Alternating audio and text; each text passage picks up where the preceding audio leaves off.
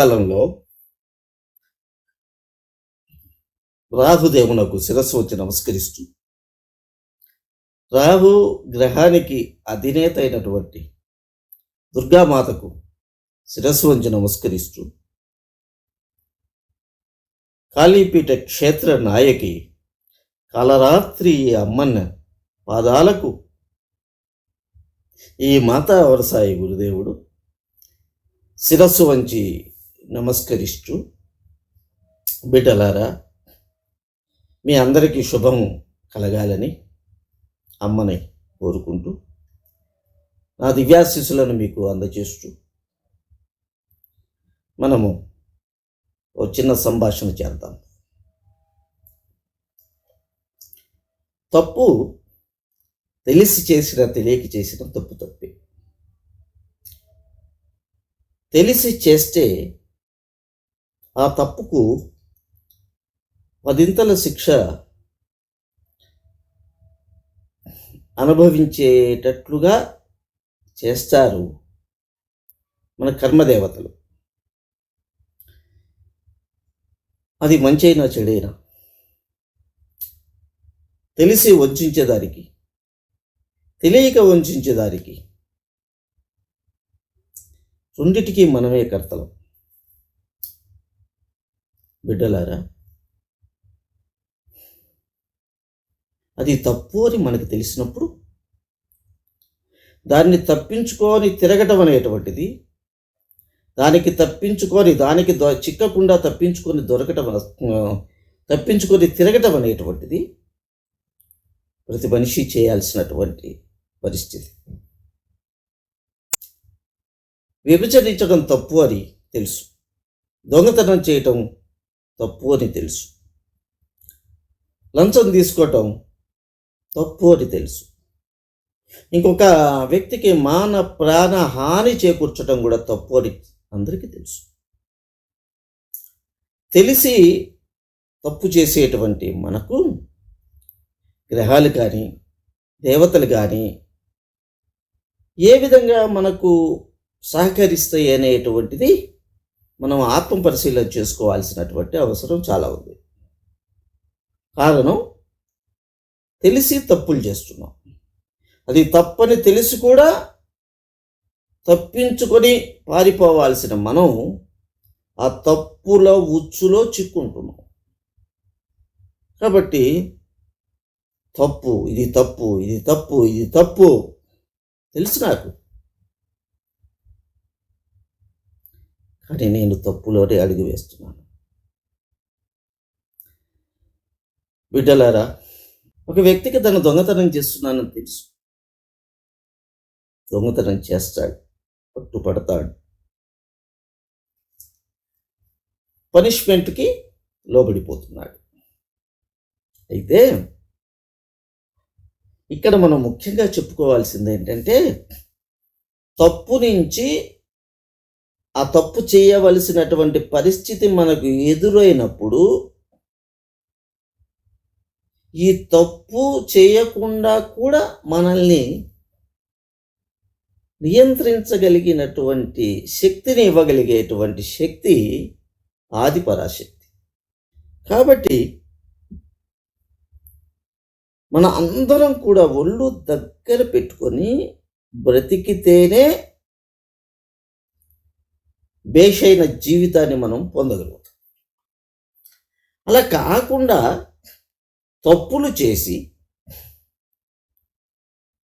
పాపోహం పాపకర్మాణం అని అంటే ఏ పరంధాముడు వచ్చి కాపాడుతాడు? ఎవడు కాపాడుతాడు అనుకోవటం ఒట్టి భ్రమ.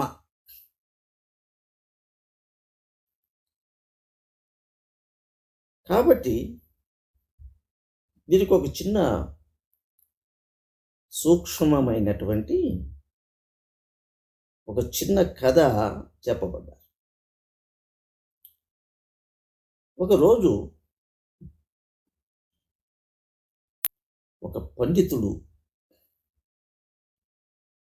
అట్లానే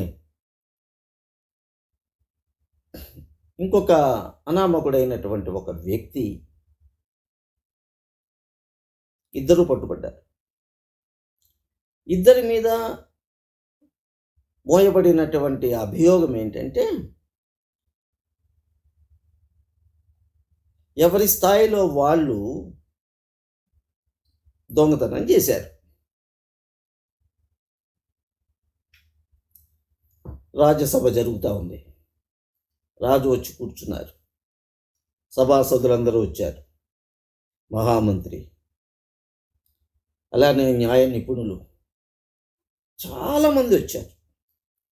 స్వతహాగానే రాజు కూడా ధర్మశాస్త్రాలు చదువుకున్నవాడు, న్యాయశాస్త్రం చదువుకున్నవాడు, అపరిమితమైనటువంటి ఓ మేధావి, అన్నిటికీ మించి ఓ మానవతావాది. అప్పుడు అక్కడ ఏం జరిగిందంటే, రాజు అడిగాడు అనామకుడిని, ఏం తప్పు చేశావు? అయ్యా అయ్యా దొంగతనం చేశానయ్యా, దొంగతనం ఒప్పుకున్నానయ్యా, అయ్యా అయ్యా నన్ను క్షమించండి అయ్యా, అయ్యా ఒప్పుకున్నానయ్యా, ఇక నేను చేయనయ్యా, ఇట్లా చేయనయ్యా. అప్పుడు రాజుగారు వాడి చేత ఒక 50 గుంజులు తీయించి, ఇంకెప్పుడైనా కనుక నువ్వు చేస్తే నీ ఈ కరచ్ఛేదనం చేస్తాను అన్నాడు, నీ హస్తాల్ని నరికేయిస్తాను అన్నాడు. లేదయ్యా నేను ఇంకెప్పుడు అట్లా చేయను, నన్ను క్షమించండి స్వామి అని చెప్పి, సరే వాడిని పంపించేయండి, పంపించేసి, ఏం పండితులు వారు, ఏం చేశారు మీరు? అయ్యా పెళ్ళికి వెళ్ళాను, పెళ్ళికి వెళ్తే అక్కడ కింద ఒక కడియం పడి ఉంది, పడితే ఆ కడియాన్ని తీసుకున్నాను, అది కింద పడ్డది కదా, అది ఎవరి చేతి నుంచి నేను తీసుకోలేదు కదా, కింద పడి ఉంటే తీసుకున్నాను, సంచిలో పెట్టుకున్నాను. ఆహా, అది చోరగ్రస్తమైనదని మీకు తెలియదా? అంటే, రాజా నేను దొంగిలించలేదు కదా రాజా, అది కింద పడింది, కింద పడితే ఆహా, నువ్వు కింద పడితే మరి తీసుకున్నప్పుడు అక్కడ ఉన్న వాళ్ళందరికీ అది చూపించి ఇది ఎవరిది అని చెప్పి అడగాలి కదా నువ్వు, మరి అలా ఎందుకు చేయలేదు మీరు? పండితుడు మౌనంగా ఉన్నాడు, నీళ్లు నవ్విలాడు. అప్పుడు రాజు నవ్వుతూ ఉండేటప్పటికీ జనాలందరూ ఏమనుకున్నారు, ఈ పండితుడితో సహా ఏమనుకున్నారంటే, ఓ నేను పండితుడిని కదా, నన్నేం శిక్షిస్తాడులే, నన్ను శిక్షించడం, అయినా నేను దొంగతనం చేయలేదు అని అనుకొని భావగర్భితంగా నిలబడి ఉన్నాడు. రాజేమో ఇక పక్క నవ్వుతూ ఓ మాట చెప్పాడు. ఏమని చెప్పాడు? భటుల్ని పిలిచి, వీడికి 100 కొరడా దెబ్బలు విధిస్తున్నాను, ఇప్పుడు నా సమక్షంలో వాడికి ఈ శిక్ష విధించండి అని చెప్పి అమలు చేయండి అని చెప్పి. సరే 100 కొరడా దెబ్బలు తినేటప్పటికీ ఒళ్ళన్నీ వాతలు తేలిపోయినాయి, బొబ్బలెక్కిపోయినాయి, చర్మం అయితే లేచిందనమాట కొట్టిన చోటల్లో. 100 అంటే మాటలు కాదు, ఒకటి తినటమే చాలా కష్టం కొరడా దెబ్బ. అప్పుడు అయ్యా నాది ఒక ధర్మ సందేహం, ఇన్ని దెబ్బలు తిన్నదేదో తిన్నాను, ఒకళ్ళ గోడ దూకి పెరట్లో నుంచి వంట వాకిలి తలుపు తీసి లోనికి వెళ్ళి దొంగతనం చేసిన వాడికేమో 50 గుంజీలు తీయించి, ఇక నువ్వు చేస్తే నేను ఇక నిన్ను ఈ చేతులు 2 ఖండింపజేస్తానని చెప్పిన మీరు, మరి నన్ను ఇదేంటి స్వామి, కింద పడ్డ తీసుకుంటే 100 కొరడా దెబ్బల శిక్ష విధించడమే కాకుండా నన్ను చాలా అగౌరవానికి గురి చేశారు కదా రాజా, ఇది తెలుసుకోవాలని అడుగుతున్నాను అని చెప్పి అడిగాడు. అప్పుడు సభాసదులందరూ ఇన్ని దెబ్బలు తిన్నా కూడా పండితుడు అంత ధైర్యంగా రాజును ప్రశ్నించటంలో విస్మయం చెంది రాజుగారు ఏమని సమాధానం చెప్తారో అని ఎదురు చూస్తూ ఉన్నారు. అప్పుడు రాజు తన సింహాసనం మీద నుంచి లేచి నమస్కరించి పండితునకు, అయ్యా, మీ పాండిత్యానికి నేను ఎప్పటికీ శిరోధార్యమే. మీరు మాకు ఎప్పటికీ పూజనీయులే. వాడు అనామకుడు. వాడికి తను చేస్తున్న దాంట్లో ఉన్న దోషం యొక్క తీవ్రత, వాడికి అక్షరజ్ఞానం లేదు, తెలీదు వాడికి. కానీ అటువంటి వాళ్ళు తప్పు చేస్తే కొన్ని వందలు వేల మందికి చెప్పాల్సినటువంటి మీరు ఆ చోర బుద్ధిని, చోర భావాన్ని కలిగి ఉంటాం చూసారా, అది మీరు దోషానికి లోబడి పోయారు. ఇప్పుడు నేను మీ దోషబుద్ధికి మాత్రమే శిక్షణ విధించాను. ఒకవేళ నేనే తీవ్రముగా స్పందించి ఉన్నట్లు అవుతే ఖచ్చితంగా మీకు శిరచ్ఛేదన చేయించేవాడు. 10 మందికి జ్ఞానం చెప్పాల్సినటువంటి పండితుడే, 10 మందికి జ్ఞానం చెప్పాల్సినటువంటి ఒక వ్యక్తి తనే తప్పు చేస్తే వాడికి శిక్ష ఏమి? మరణమే శిక్ష. కాబట్టి మీరు ఆత్మ పరిశీలన చేసుకోవాల్సిందిగా నేను కోరుతున్నాను పండిత అని చెప్పి, అనామకుడైన వాడు, విద్య లేనివాడు, ఒక పశువుతో సమానమైనటువంటి వాడు తప్పు చేస్తే వాడికి గట్టిగా దండించి భయం పెడితే వాడు అయిపోతాడు. 10 మందిలో ఉండేటువంటి దోష న్యాయ నిర్ణయాన్ని కొనసాగించి 10 మందికి మేలు చేయవలసినటువంటి, 10 మందికి హితోక్తులు చెప్పగలవలసినటువంటి మీరే దొంగతనం చేస్తే, తెలిసి చేసిన, ఇది ధర్మశాస్త్రాలు చదివి అన్నీ తెలుసు, వాడు పామరుడు, వాడు ఏం చదవలేదు, చోర బుద్ధి కలిగిన వాడికి ఏమవుతుంది భవిష్యత్తులో, ఇవన్నీ మనకి శాస్త్రాలు చెప్పినాయి కదా. చోరగ్రస్తమైనటువంటి ముద్ద కూడా ముట్టకూడదు, చోరగ్రస్తమైనటువంటి ఏది తీసుకోకూడదు. ఒక్క పైసా గనక లంచం తీసుకుంటే ఆ లంచం తీసుకున్నప్పుడు భలే హాయిగా ఉంటుంది, చమ్మగా ఉంటుంది. లంచాలకి మరిగి తాగి తిరిగి పతనం అయిపోయినటువంటి చరిత్రలు మన అందరికీ తెలియవా? బలిసి కొట్టుకుంటున్నటువంటి ఈ అవినీతి సామ్రాజ్యంలో, బలిసి కొట్టుకుంటున్నటువంటి ఈ కాముక సామ్రాజ్యంలో,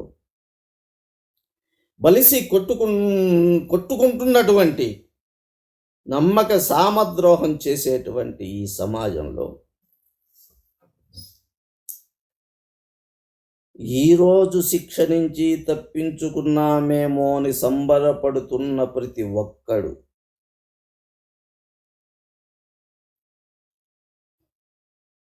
తప్పు చేసి తాను తప్పించుకున్నవాడు, తప్పు చేసి తాను తప్పించుకున్నవాడు సంతసించ తప్పు సమసిపోదు.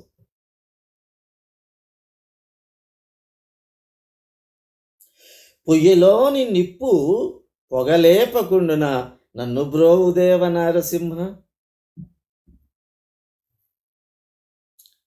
కట్టి కుడుపగ మానునే గర్భఫలం,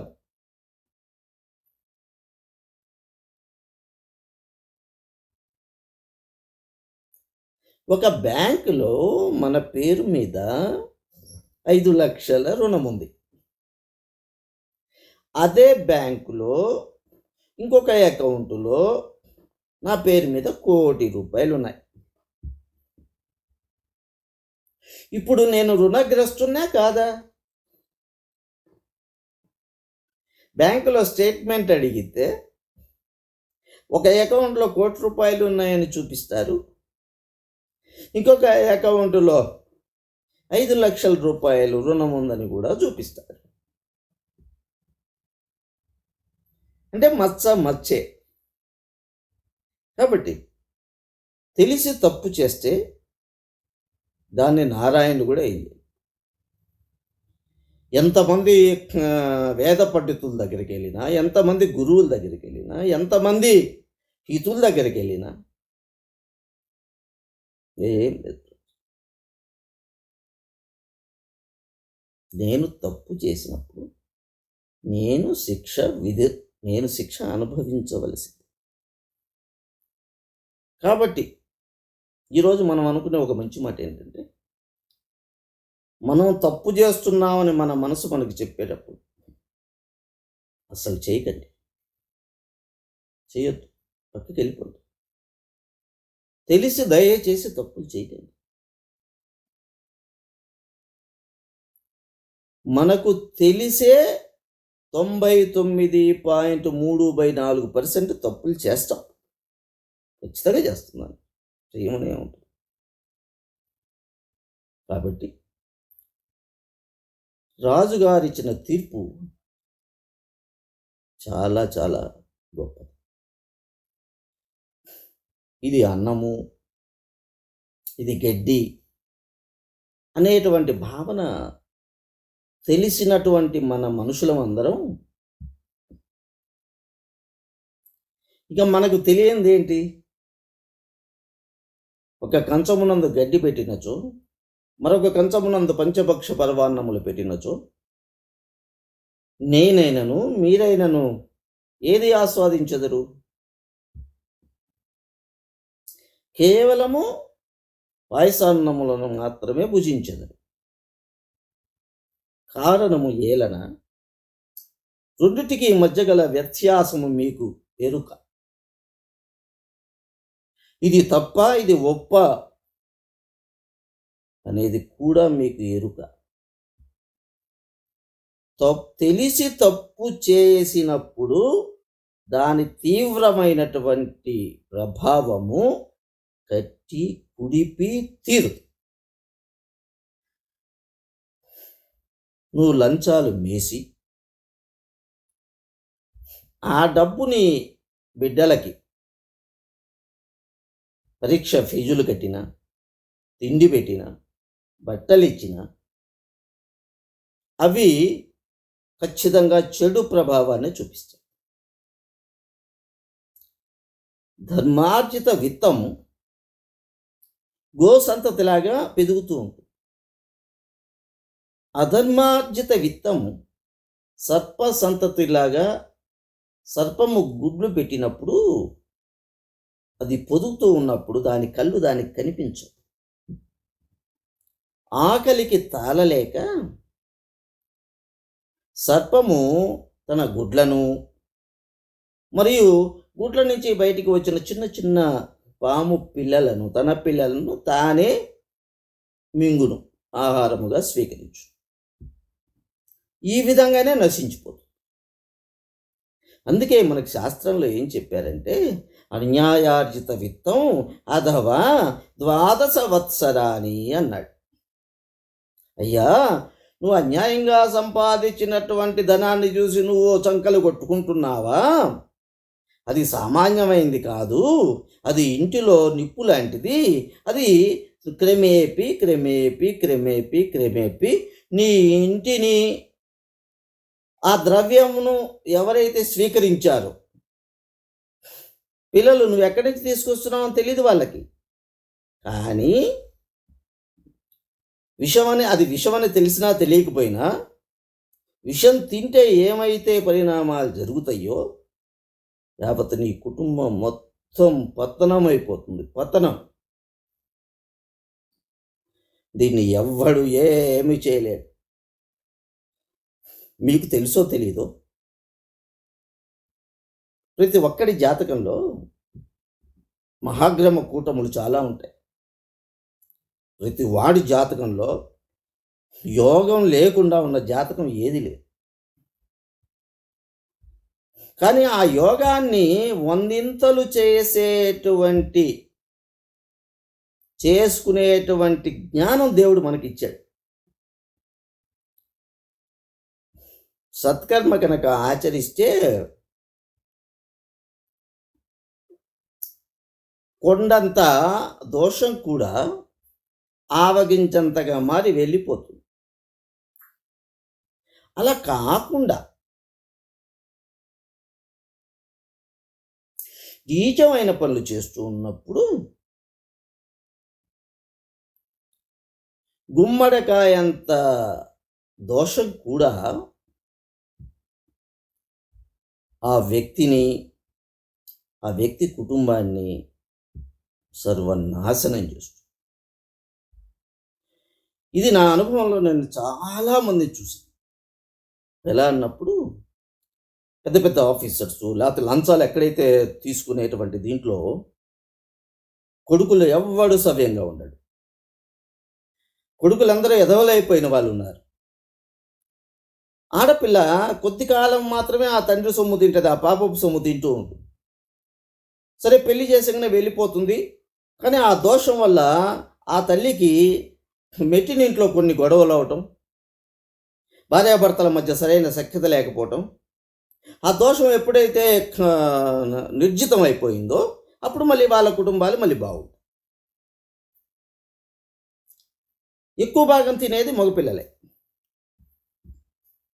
కాబట్టి ఆ కుటుంబాలు మొత్తం భ్రష్టు పట్టిపోయినటువంటి కుటుంబాలు ఉన్నాయి. కాబట్టి మనందరం ఇక నుంచి తప్పు అని తెలిసినప్పుడు చేయొద్దు. ఖచ్చితంగా మనం చేయకూడదు. అర్థమైందా? మళ్ళీ చెప్పండి మీరు ఒకసారి.